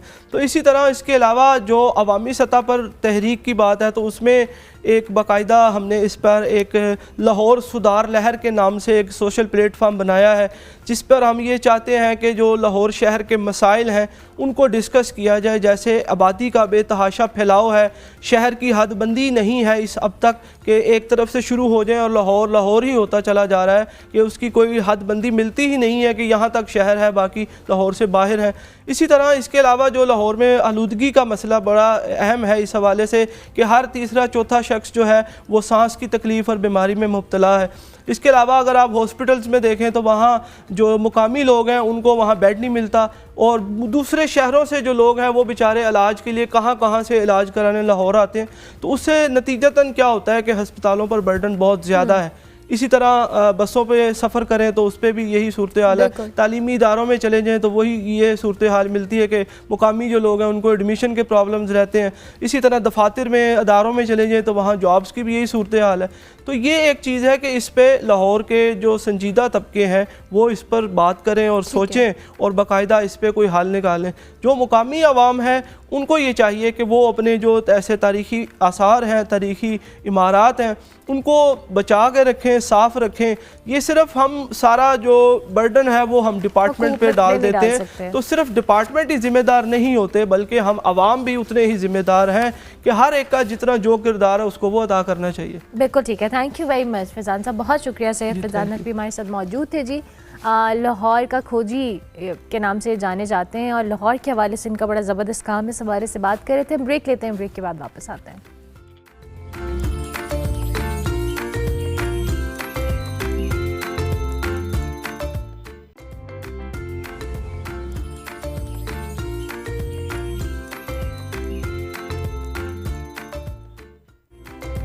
Welcome back to good morning public जी। जब किसी खित्ते की ज़बान, लोक कहानी और फितरत एक साथ सिनेमा की ज़बान बोलने लगे तो वो महज एक फ़िल्म नहीं रहती बल्कि हिस्ट्री बन जाती है। हुंदन एन इको ऑफ अ डिरेज एक ऐसी गैर मामूली काविश है जो समहाउ 2025 में पाकिस्तानी सिनेमा घरों की जीनत बनी। करामत अली की ये पहली फिल्म ब्रोशस्की ज़बान को फ़ीचर फिल्म की सतह पर आलमी स्क्रीन तक लेकर आई और हुंजा की वादियों में बसने वाली एक लोक कहानी को इंसान, सकाफत और माहौल के गहरे रिश्ते के साथ जोड़कर पेश किया गया। हुंदन की इनफरादियत इस बात में है कि ये सिर्फ कहानी सुनाने तक महदूद नहीं रहती बल्कि इस ख़तरे से दो चार ज़ुबान की बका हो, मकामी सकाफत हो, उसकी हिफाजत और इसकी जो शऊर है वो भी इसको अपने बयानिए का हिस्सा बनाती है। फिल्म की सिनेमाटोग्राफी हो, नेचर से हम आहंग स्टाइल हो, इस पाकिस्तानी फिल्म इंडस्ट्री में एक नया स्टैंडर्ड कायम किया है और इसे पाकिस्तान की ऑफिशियल ऑस्कर एंट्री के तौर पर मुंतखब किया गया। मगर बाद इस कुछ डॉक्यूमेंटेशन की चैलेंजेस के बायस ये ऑस्कर्स की दौर तक नहीं पहुंच सकी। लेकिन आज हमारे साथ करामत अली मौजूद हैं जो कि डायरेक्टर हैं और Rockwood production and resource centre के बानी भी हैं और इनसे हम इस मूवी के बारे में बात करेंगे, इसका मतलब भी जानने की कोशिश करेंगे। अस्सलाम वालेकुम जी। वालेकुम सलाम। कैसे हैं आप? खैरियत से? मैं बिल्कुल ठीक हूँ। थैंक यू वेरी मच कि आप तशरीफ़ लाए। नहीं, बहुत शुक्रिया आपने बुलाया। आप मुझे ज़रा थोड़ा सा, हम ऑफ एयर जो बात कर रहे थे हुंदन, इस टर्मिनोलॉजी का मतलब भी बताइएगा और साथ साथ इस मूवी के हवाले से भी, ये कितने टाइम लगा इसको एग्जीक्यूट करने में, इस आइडिया को, इस प्रोजेक्ट को? बहुत शुक्रिया। हुंदन ब्रुशस की ज़बान के दो अल्फाज है, हुन और दन मिला के एक इसमें ने फिल्म का नाम रखा है। हुन जो है ब्रुशस की में उर्दू में लकड़ या इंग्लिश में वुड, दन पत्थर या स्टोन। तो हुंदन लकड़ और पत्थर है, लेकिन यहाँ पर हुंदन का मतलब ये नहीं है कि लकड़ और पत्थर की बात हो रही है, मदर नेचर के लिए यूज़ हुआ है। मदर नेचर के लिए यूज़। मैं अक्सर ये एक प्रोवर्ब है हमारे ब्रुशस की में, बल्कि उर्दू में भी अमूमन लोग बोलते हैं कि अगर आप माँ बाप की नहीं सुनोगे तो कुदरत सिखाएगा। हाँ। और ब्रुशस की में है कि अगर आप माँ बाप की नहीं सुनोगे तो हुंदन सिखाएगा। अच्छा। यानी लक्कड़ और पत्थर की ज़बान में आपको सबक सिखाएगा। तो फिल्म वही है। कहानी इस तरह की है कि एक फोकलोर है जो सदियों से इन पहाड़ी इलाकों में जनरेशन टू जनरेशन हमारी ओरल ट्रेडिशंस के थ्रू ट्रांसफ़र होती आ रही है। और वो फोकलोर है एक आइबेक्स या मारखोर आप कहें, वो और उसके बच्चे की जब शिकार करने आया है तो उनकी कन्वर्सेशन है। उस कन्वर्सेशन पे ये फिल्म बनी है और ये फिल्म मैंने लिखा था 2007 में। 2007 में? और उस पर प्री प्रोडक्शन में काफ़ी टाइम लगा क्योंकि 2-3 बार एक शॉर्ट फिल्म के लिए एक बार अटेम्प्ट किया, फिर डॉक्यूमेंट्री बनाने की कोशिश की, फिर एंड पे हमने कहा कि नहीं प्रॉपर फीचर फिल्म शूट करते हैं। और ये ब्रुशस की ज़बान की पहली फ़ीचर फिल्म है। और ब्रुशस की ज़बान यूनेस्को के मुताबिक डेफिनेटली एंडेंजर्ड लैंग्वेजेस की लिस्ट में है, यानी one of the dying language है। बिल्कुल ठीक है। तो उसके लिए आपने उगने कोशिश की है। हाँ, आप क्या समझते हैं क्यों है ये एंडेंजर ये लैंग्वेज? अच्छा, इनके जो कुछ पैरामीटर्स है यूनेस्को के किसी ज़बान के लिए कि वो एंडेंजर्ड है या नहीं है या डेफिनेटली एंडेंजर्ड क्यों है, उसमें से एक ये है कि अगर कोई भी ज़बान जहाँ बोली जाती है वहाँ मकामी लेवल पे आपके करिकुलम का हिस्सा नहीं है प्राइमरी लेवल पे, तो वो ज़बान ख़त्म होने वाली है। ब्रुशस की समेत गिलगित बल्तिस्तान के 5 से 6 ज़बानें कोई भी करिकुलम का हिस्सा नहीं है, तो उनमें से एक ब्रुशस की भी है। अच्छा, ये फिल्म हुंजा के अंदर शूट हुई है? हाँ, ये फिल्म मैंने हम ज़मीन शूट किया। और कैसा एक्सपीरियंस था? प्री प्रोडक्शन में आपने कहा कि बहुत टाइम लगा, और फिर उसके बाद आपने जब इसको एग्जीक्यूट किया, जो लोग आपने इसमें जिन्होंने परफॉर्म भी किया वो कौन थे, उनके साथ आपकी जो ज़ाहिर तैयारी और सारी चीज़ें कैसी रही? ये बहुत इंटरेस्टिंग है। ये जितने भी इसमें एक्टर्स हैं कोई भी प्रोफेशनल नहीं है। अच्छा। मतलब इतने प्रोफेशन का मतलब ये भी नहीं कि कभी किसी ने कोई मोबाइल के सामने भी कोई एक्टिंग की हो, कुछ भी और नहीं। आपने उनको फिल्म में ले लिया? फिल्म में ले लिया। और कैसे तो कराई आपने एक्टिंग? बस ये एक एक्सपेरिमेंट भी था हम सब के लिए, लेकिन जाहिर है एक कहानी एक ज़बान में है और उस ज़बान में आपको एक्चुअली ये कम्युनिटीज़ इंडिजिनस है, ये जितनी भी कम्युनिटीज़ है, और हमारे प्रैक्टिसेस भी इंडिजिनस है। अगर मैं सिटी में आ जाता, यहाँ से प्रोफेशनल एक्टर्स हायर करता, वो एक्टर्स है वो कर भी सकते हैं, लेकिन वो जो चीज़ें वहाँ की कम्युनिटी कर सकती है, इंडिजिनस कम्युनिटी इंडिजिनस प्रैक्टिसेस को जिस तरह से करेगी बाहर का बंदा नहीं कर सकता। इसीलिए फिर उनको लिया और बस चल पड़े, फिल्म बन गई।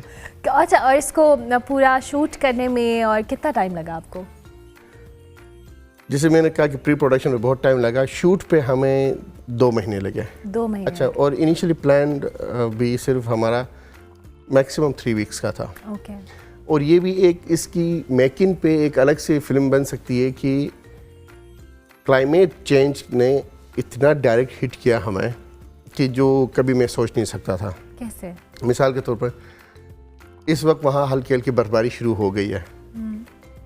तब ये था कि अच्छा, नॉर्मली जब हम छोटे थे तो मिड नवंबर के बाद बर्फबारी होती थी। तो पता चला मेट्रोलॉजी डिपार्टमेंट से कि 26 दिसंबर से बर्फबारी होने वाली है। तो हमने 22 तक टीम को क्लोज़ किया, हम तैयारी करते रहे। 26 दिसंबर को एक्सपेक्ट कर रहे थे कि बर्फ़बारी हो। 10 दिन गुजर गए, 6 जनवरी आया, बर्फबारी नहीं हुई। 16 जनवरी बर्फबारी नहीं हुई। 26 जनवरी बर्फबारी नहीं हुई। तो हमें पूरी फिल्म जो है वो 80% सीन्स स्नो के थे, बर्फ़ के थे, और हमें ऑन सेट वो चेंज करना पड़ा कि नहीं 20% सीन्स अब बर्फबारी में है और बाकी 80% वैसे है। तो ये क्लाइमेट चेंज का एक और ऐसा सीन था कि हम देखते थे कि यार ये इस पहाड़ के पीछे ज़्यादा बादल है, वहाँ शायद कुछ तो शॉट मिले। हम गाड़ियों में वहाँ चले जाते थे, यहाँ चले जाते थे, कुछ भी नहीं मिला हमें। एंड पे जाके हमें बल्कि मैं अभी आपने पूछा ना कि हुंजा में, एक्चुअली हुंजा के सामने एक पैरेलल डिस्ट्रिक्ट है नगर। ओके। तो बर्फबारी जब हुंजा में हमें नहीं मिली तो हमने जाके कुछ सीन्स जो है फिल्म के वो नगर में भी शूट किया। तो ये फिल्म एक्चुअली दोनों डिस्ट्रिक्ट्स में शूट हुई है, हुंजा और नगर में। अच्छा, ज़बरदस्त। देखिए, ये आप तो वहाँ रहते रहे हैं, आपने इन सारी चीज़ों को एक्सपीरियंस किया है। बिलीव कि उस कम्युनिटी के, जैसे आपने कहा कि लैंग्वेज समहाउ डिस्टर्ब हो रही है, तो वहाँ के लोगों की या कम्युनिटी लेवल के ऊपर भी बहुत सारे ऐसे चैलेंजेस वक्त के साथ साथ उस कम्युनिटी को भी हो रहे होंगे जो वहाँ पे रह रहे हैं। In climate change we all know कि it's one of them, right? हाँ, और सबसे बड़ा इस वक्त चैलेंज यही है क्लाइमेट चेंज का। हमारी अगली फिल्म भी इसी पे है, क्लाइमेट चेंज के ऊपर है। दो अलग अलग है, एक क्लाइमेट चेंज पे है और एक सीरीज़ है जो मेंटल हेल्थ पे है। Okay okay. और ये दोनों वहाँ की चैलेंजेस है इस वक्त मेंटल हेल्थ की। यस। वो क्यों? I don't know. अगर आप देखें आज भी अगर पॉपुलेशन वाइज आप चेक करें तो गिलगित बल्तिस्तान में आज भी सुसाइड रेट बहुत ज़्यादा है बाकी एरियाज़ के मुकाबले में। तो हम ये चाह रहे हैं कि कहानी के थ्रू आप एजुकेट करें, जहाँ पे पेरेंट्स को जो चीज़ आपकी टारगेट ऑडियंस पेरेंट्स होने चाहिए। कुछ उस सीरीज़ में कुछ स्टोरीज पेरेंट्स के लिए हैं, कुछ बच्चों के लिए, कुछ टीचर्स के लिए। अवेयरनेस पर्सपेक्टिव से आप लोग उसको वो अवेयरनेस देना चाह रहे हैं, कोशिश करना चाह रहे हैं। लेकिन इसमें ये है कि सिर्फ हम फिल्म को नहीं रख रहे हैं, हम एक्सपर्ट्स, साइकेट्रिस्ट, साइकोलॉजिस्ट की टीम है, उनसे हमने स्टोरी अप्रूवल लिए, पूरा रिसर्च बेस्ड काम आप लोग कर रहे हैं। एंड आई बिलीव कि बड़ी हेल्पफुल भी रहेगी, क्योंकि रिसर्च के ऊपर जो वहाँ पे फैक्टर्स इस तरह के इन्वॉल्व हैं हाईलाइट भी होंगे। हाँ, हमें खौफ भी है ना कि ऐसा ना हो कि हमने फिल्म बना ली और पता चले कि कोई उसी में से एक बात किसी के जज्बात को ट्रिगर करे और वो उल्टा हो। तो इसलिए हमने एक्सपर्ट्स, अभी भी हमें टाइम इसलिए लगा कि वो जो टीम है वो स्टोरी बोर्ड से गुजर रहे हैं, स्क्रिप्ट से गुजर रहे हैं कि यार चले ठीक है अब कर लें। 2 की हमें अप्रूवल मिली है, 8 स्टोरीज़ है। ज़बरदस्त। अच्छा, हुंदन ऑस्कर्स के लिए था, क्या मामला हुआ आप ये? याद ना दिलाएं। आप दुखी हैं इस बात मैं पे? दुखी हूँ। और ये दुखी होने वाली नहीं, बात भी है, I हाँ, believe। खुशी भी है क्योंकि कभी भी नहीं सोचा था कि मैं ऑस्कर्स लूँगा। बिल्कुल, अल्लाह करे ऐसा हो। इंशाल्लाह। लेकिन जब हमें इत्तला मिली, एक्चुअली ऑस्कर्स आपको ईमेल करती है बिल्कुल, कि आप पाकिस्तान की तरफ से आप सबमिटर है, तो ये आपका ईमेल हमें दिया गया है, तो अब ये डॉक्यूमेंट्स हमें भेज दें। हमने सारी डॉक्यूमेंट्स भेज दी और ज़ाहिर है ऑस्कर जा रहा था तो हमने एक चेक लिस्ट उन्होंने दिया था, वो प्रिंट किया हार्ड में और पूरी टीम बैठी, 4-5 बंदे, सबके हाथ में चेक लिस्ट है और एक एक करके हमने सबमिट किया। और सबमिशन के बाद उनकी ईमेल भी आ गई और उसके 2 दिन बाद एक और ईमेल आई कि आपका ऑडियो में जैसे टेक्निकली ये चेंज करके आप भेज दें, तो आपका ऑडियो में ये थोड़ा सा इशू है, इसको आप इस तरह से भेज दें। तो वो भी हमने उनको रिसेंड कर दी। फिर 4-5 दिन बाद एक ईमेल आई उनकी कि क्योंकि आपने डेडलाइन से पहले डायरेक्टर की तस्वीर, biography, cast and crew list ये आपने सबमिट नहीं की है तो आप इनएलिजिबल हैं। हमने तो कर दी थी। ओके, अब कौन नहीं करेगा जिसका नाम, और सबमिट भी क्या करना है, ऐसा नहीं कि आपकी फ़िल्म इनएलिजिबल है, उसमें कोई एरर है, कंटेंट, ये नहीं कि ये चीज़ें कि डायरेक्टर की तस्वीर, बायोग्राफी, कास्ट और क्रू की लिस्ट। तो फ़ौरन मैंने भी रिप्लाई दिया और पाकिस्तान एकेडमी सिलेक्शन कमेटी के चेयरमैन मो साहब ने भी, जिनका मैं बहुत शुक्रगुजार हूँ, उन्होंने बहुत गाइड किया हमें पूरे प्रोसेस में और वो लड़ते भी रहे ऑस्कर टीम के साथ। तो उन्होंने भी लिखा कि ओ भाई आप एक बार चेक करें, हमने कर दिया है। इसी ईमेल के 2 घंटे बाद एक ईमेल आती है कि फ़लस्तीन 36 के लिए आपने जो फिल्म सबमिट की है, फ़लस्तीन 36 के लिए आपने जो डॉक्यूमेंट सबमिट किए हैं उसमें ये डॉक्यूमेंट्स मिसिंग है। तो अब हम हैरान हुए कि यार हम तो पाकिस्तान से कर, हम फ़लस्तीन से नहीं कर रहे हैं। तो उनको लिखा कि ओ भाई ये गलत ईमेल आई है, हम फ़लस्तीन से नहीं कर रहे, हम पाकिस्तान से कर रहे हैं, तो आप एक बार चेक कर ले। उसी ईमेल में फिर उनको बताया कि यार शायद यही वजह है कि हमने जो तस्वीरें और वो बाकी डेटा आपको भेजा है वो भी फ़लस्तीन के फ़ोल्डर में गया होगा। तो उन्होंने कहा कि अच्छा ठीक है, हम ये जो मिस रूट हुआ था ईमेल, इसको तो हमने ठीक कर लिया, बाकी हमारा डिसीजन वही है। That's so sad. तो बस, लेकिन हम खुश इस बात पे है कि चले पाकिस्तान At से, least, हाँ, yeah, पाकिस्तान से ऑफिशियल सबमिशन हुए हैं, लेकिन बस तो ये दोबारा सबमिट हो सकती है? नहीं, it's like a one time thing. इस साल का तो गुजर गया ना, ओके, क्योंकि उनके लिए शर्त ये है कि वो 1 अक्टूबर अब अगले जो जिसमें जाएगा वो 1 अक्टूबर 2026 से 30 सितंबर 2027 के बीच में जो फिल्म रिलीज होगी वो एलिजिबल है। ओके, और हमने ये सितंबर में रिलीज की थी तो हम इस साल के लिए थे, लेकिन ठीक है, कोई बात नहीं, इट्स ओके। एरर उनकी तरफ से था। और हमारे अगर ये जितना आपने अच्छी अपनी उस चीज़ को हाईलाइट किया इस मूवी के थ्रू, आई बिलीव बड़ी हेल्पफुल होगी। इन द एंड करामत साहब हमें बताएं कि आपके अगले जो प्रोजेक्ट जिस पे आपने क्लाइमेट चेंज और मेंटल हेल्थ के हवाले से कहा है, और इस मूवी को लेकर लोग कहाँ पे इसको देख सकते हैं? क्योंकि हम यहाँ पर अनफॉर्चुनेटली सिनेमाज और उन चीज़ों पे बहुत लैक करते हैं। वी ऑलवेज कंप्लेन कि इस तरह के कुछ ना कुछ एक्टिविटीज़ होनी चाहिए, जैसे प्लेटफॉर्म्स होने चाहिए जहाँ पे ऐसी मूवीज़ ऑडियंस के लिए अवेलेबल हो। अभी इस फिल्म को हम ग्लोबली लेके जा रहे हैं इंशाल्लाह, बात चल रही है।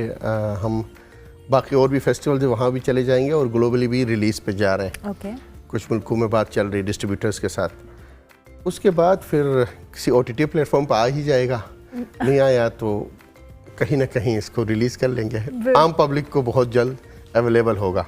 चलें, ज़बरदस्त। और मुझे ये बताएं, एज अ फिल्म मेकर आपने यहाँ पे ऑलरेडी आप काम कर रहे हैं और आपने जिस तरह से इस मूवी की भी हमने जिक्र किया, चैलेंजेस क्या हैं एक फिल्म मेकर के लिए? बहुत लंबी लिस्ट है। लंबी लिस्ट है। लंबी लिस्ट ये है कि देखें पूरी इंडस्ट्री, खैर मैं इंडस्ट्री एक्सपर्ट नहीं हूँ, सबसे पहले मैंने अभी एक पहली फिल्म बनाई है, मैं खुद भी सीख रहा हूँ, लेकिन इस प्रोसेस में कुछ चीज़ें जिनसे मुझे खुद गुजरना पड़ा वो ये है कि प्रॉपर इंडस्ट्री इस्टेब्लिश नहीं है पाकिस्तान में, है लेकिन फिर वही है कि अलग प्रोडक्शन के अलग इश्यूज़ है, कैमरा क्रू के अलग है, प्रॉपर कोई इस तरह से पॉलिसी मेरे ख्याल में अभी बना रही है फेडरल गवर्नमेंट भी और बाकी सूबाई गवर्नमेंट्स भी बना रही है, कोई प्रॉपर पॉलिसी नहीं है, बहुत सारी चीज़ें हैं, आपको सेंट्रलाइज सेंसर बोर्ड नहीं है, आपको पंजाब में अलग करना है, सिंध में अलग सेंसर करना है, फेडरल गवर्नमेंट अलग करेगी। फिर सिनेमाज़ में भी ज़ाहिर है स्क्रीन्स और अच्छे सिनेमाज़ भी नहीं है। आपको हैरत होगी, हमने नाम तो मैं सिनेमा का नहीं ले सकता, बहुत सारे सिनेमाज़ में दिखाया और ऐसा लगा था कि यार ये मेरी फिल्म जो है डल है, अजीब सा वो लो, कैसा लग रहा था कि कोई 720 में छोटी छोटी वीडियोस जो चलती है वो उस तरह की फ़िल्म है। फिर कुछ दिन बाद एक और सिनेमा में गए, अच्छे सिनेमा में, वहाँ फिल्म देखा तो पता चला कि नहीं यार ये तो बहुत अच्छी बनी है फिल्म। तो ये इश्यूज़ है कि सिनेमाज़ में भी वो प्रॉपर सहूलियात नहीं है, लोग जाना नहीं चाहते। अब जाएंगे उनको, वो इंटरटेनमेंट के लिए जाते हैं। खैर हमारी फिल्म तो इंटरटेनमेंट वाली वैसे भी नहीं थी। नहीं, ये एक आर्ट मूवीज़ आई बिलीव के बहुत इसकी एक लिमिटेड ऑडियंस है, बट जो है वो बहुत उसको सही तरीके से स्ट्रॉन्ग मैसेज देने की कोशिश की गई है कि मदर नेचर के लिए human is just another species. वो बाकी के जो भी इंसान अशरफुल मखलूक़ात है, बाकी जो इर्द गिर्द के मखलूक़ात है तो वो भी मदर नेचर के लिए बराबर ही। तो आप किसी के साथ जुल्म करोगे तो आपके साथ भी होगा। अच्छा ये एक स्ट्रॉन्ग मैसेज हमने दिया है फिल्म में। ज़बरदस्त, थैंक यू वेरी मच। बहुत अच्छा लगा आपसे बात करके और आपकी कहानी को इंशाल्लाह हम चाहते हैं कि OTT प्लेटफॉर्म्स पे आए, सिनेमाज में रिलीज़ हुए और हम इस सब चीज़ों को देखें। और एक कहानी जिसके हवाले से करामत रईस साहब हमें बता रहे थे, और इनकी मूवी अल्लाह करे कि जी इस तरह के प्लेटफॉर्म्स हों पाकिस्तान में जहाँ पे ऐसी फीचर फिल्म्स लोगों को देखने को मिले जो कि एक स्ट्रॉन्ग मैसेज कन्वे कर रही हूँ समहाउ। हम ब्रेक लेते हैं, ब्रेक के बाद वापस आते हैं।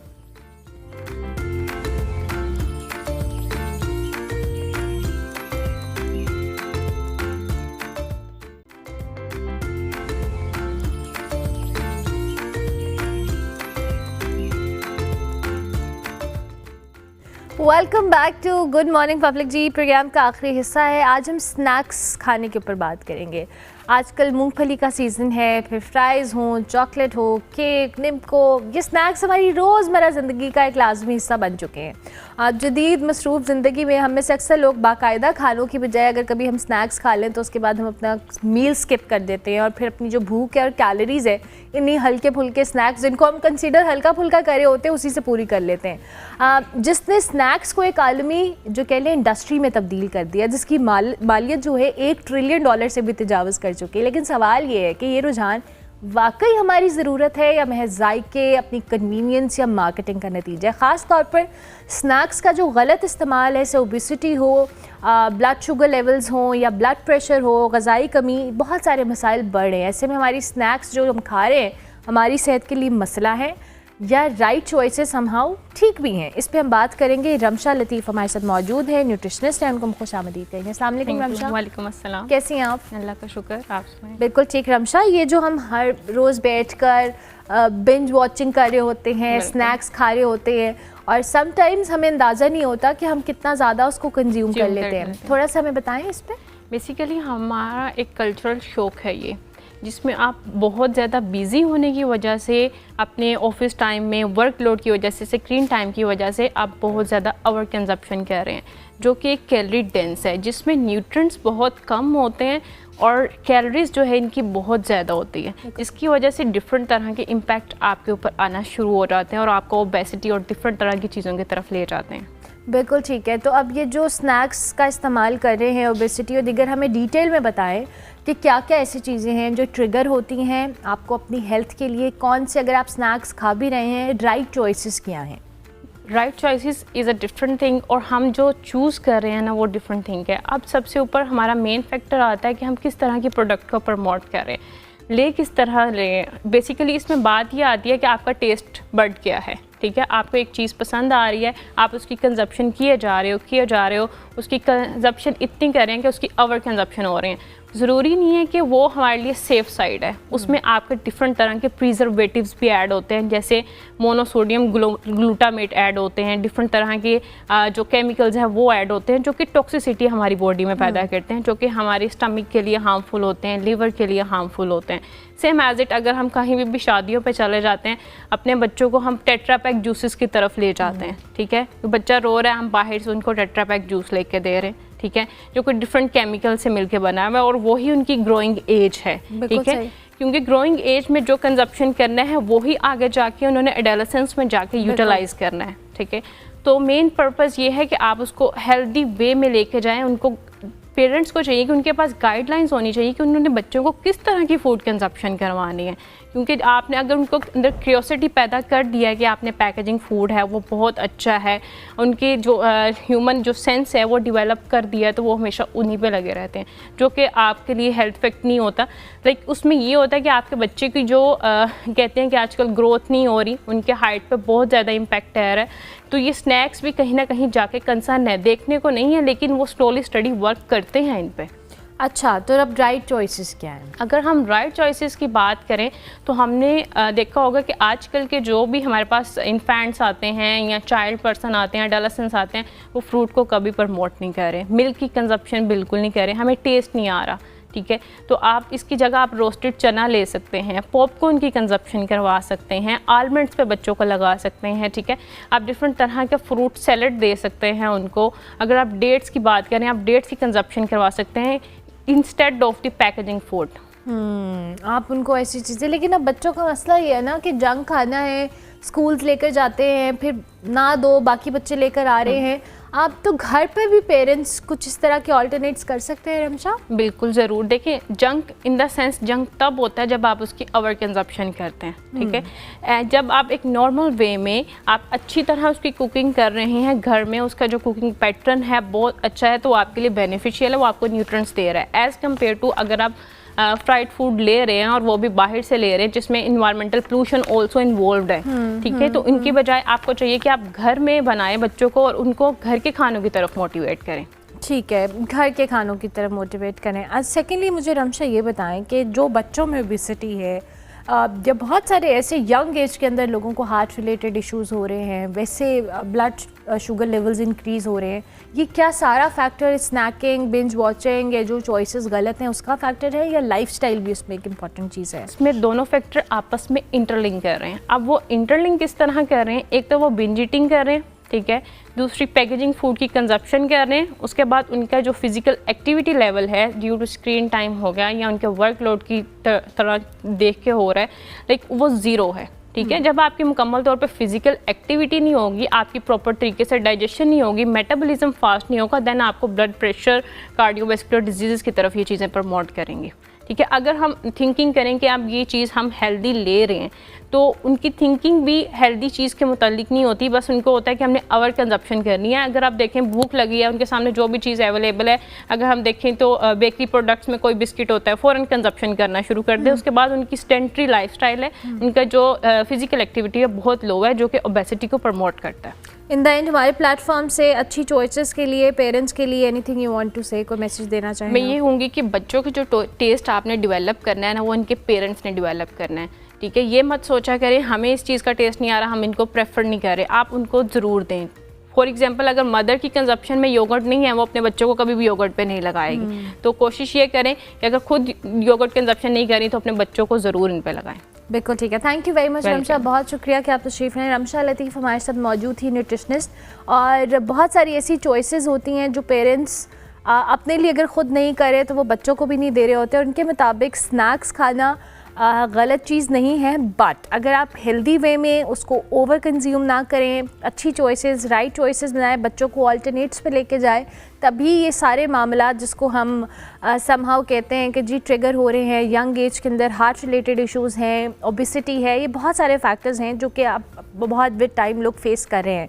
सो आई होप कि आपको आज का हमारा शो पसंद आया होगा। फीडबैक हमारे सोशल मीडिया हैंडल्स पे लाजमी दीजिएगा। कल फिर मिलेंगे, तब तक के लिए अल्लाह हाफ़िज़।